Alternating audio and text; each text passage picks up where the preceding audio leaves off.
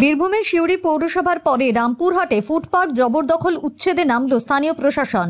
আজ সকাল 7:30 থেকে রামপুরহাট পৌরসভার 17 এবং 3 নম্বর ওয়ার্ডে এই উচ্ছেদ চালানো হয়। উপস্থিত ছিলেন রামপুরহাট মহকুমার শাসক সৌরভ পাণ্ডে, রামপুরহাট পৌরসভার পৌরপিতা সৌমেন ভকত এবং রামপুরহাট থানার আইসি সহ বিশাল পুলিশ বাহিনী। সারা রাজ্য জুড়ে উচ্ছেদ অভিযানের বিরুদ্ধে একই সঙ্গে পথে নামল বিজেপি। আজ বীরভূমের সিউড়ি পৌরসভার সামনে বিজেপি জেলা নেতৃত্বের পক্ষ থেকে বিক্ষোভ অবস্থানে বসে। ঘণ্টাখানেক রাস্তা অবরোধ করে চলল বিক্ষোভ অবস্থান কর্মসূচি। পরে পুলিশের আশ্বাসে অবরোধ উঠে যায়।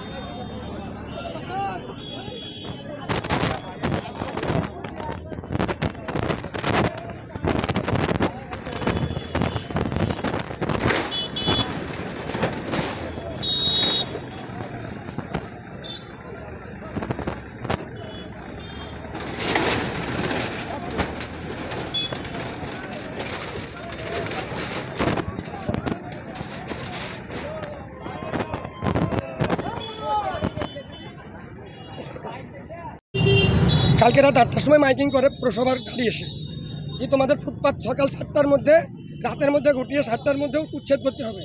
কোনো দুঃখ পাইনি, দুঃখ এই কারণে পাইনি সরকারি জায়গা সরকার ফেরত নিবে, কোনো ব্যথা পাইনি, খুব খুশিতে ছিলাম। এত টাকার মাল ভরেছি, একটার সময় চেয়েছিলাম যে আমাদের কিন্তু গরিব মানুষ, ভাঙা বাড়ি, ঘরে রাখার জায়গা নেই। সকালে একটা বাড়ি ব্যবস্থা করলাম, পরের বাড়ি মালটা বের করে নিয়ে যাবো, সকালবেলায় মাল বের করছি, সামনেটা ভেঙে ফেলেছি, যে কোনো টাইম দিয়ে হবে না। কেন দিয়ে হবে না, কেন দিয়ে হবে না, এটা হচ্ছে প্রথম কথা। দ্বিতীয় হচ্ছে বাজার হচ্ছে ভারসালায় জাম, ছোট বাজারে জাম, 5 মাথায় জাম, কামারপট্টি জাম, সেগুলো থেকে গেল।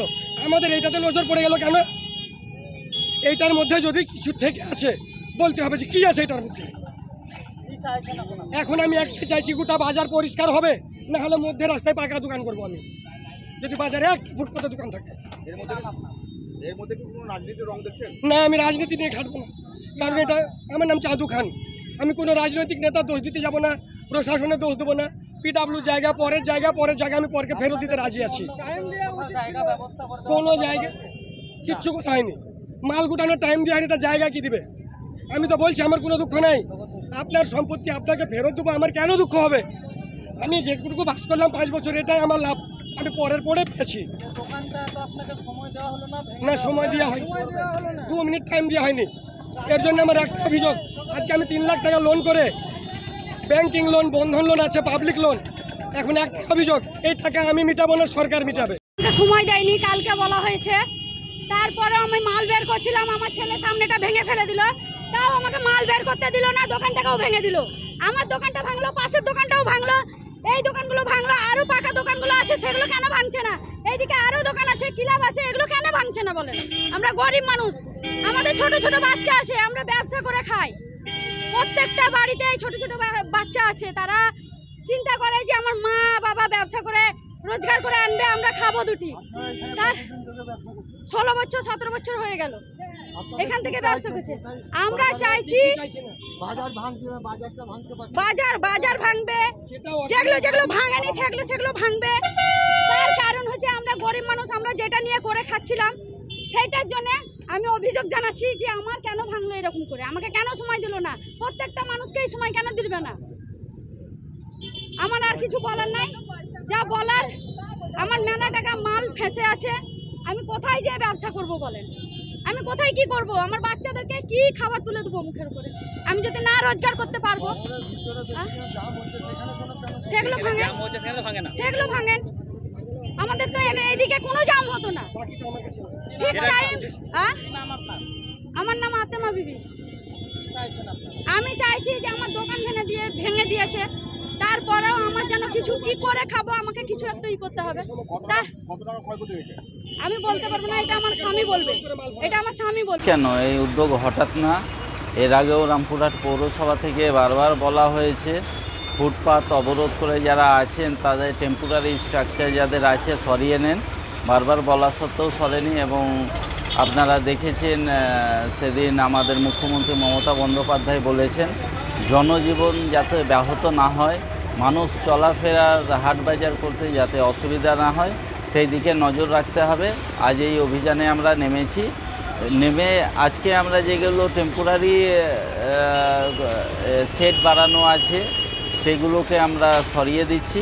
ফুটপাতে যাতে রাস্তা বড় হয়, মানুষ যাতায়াত করে চলাফেরা করে, মমতা বন্দ্যোপাধ্যায়ের উদ্যোগে আমরা এই অভিযানে নেমেছি।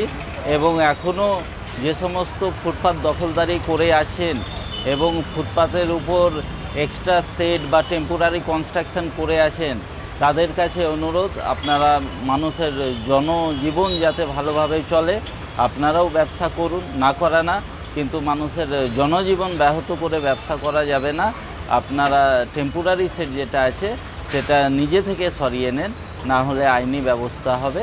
এবং যে ক্ষেত্রে পার্মানেন্ট স্ট্রাকচার আছে বা পার্মানেন্ট আপনার রাস্তার জায়গায় আছে সেগুলো নিয়েও চিন্তাভাবনা আছে। তাদেরকে অনেক ক্ষেত্রে আছে, বহু পুরাতন জায়গা আছে যেখানে অনেক দিন ধরে তাদের ঘর সংসার পরিবার চলছে, তাদেরও কথা চিন্তাভাবনার মধ্যে আছে। কিন্তু সরকারি ল্যান্ডের উপর যে যদি কেউ থাকে বা সরকারি জমি কেউ জবরদখল করে থাকে তাদের বিরুদ্ধে এই অভিযান চলবে। এবং রামপুরহাটের মানুষ যাতে জীবনযাপন ভালো করে চলার পথে যেন কোনো অসুবিধা না হয়, কারণ আমরা দেখেছি রামপুরহাট শহরে যে যানজট এবং সবথেকে বড় কথা মানুষ হাঁটার জায়গা নাই, সেই থেকে আজ এই অভিযানে নেমেছি এবং এই অভিযান চলবে আমাদের গোটা রামপুরহাট শহর জুড়েই চলবে।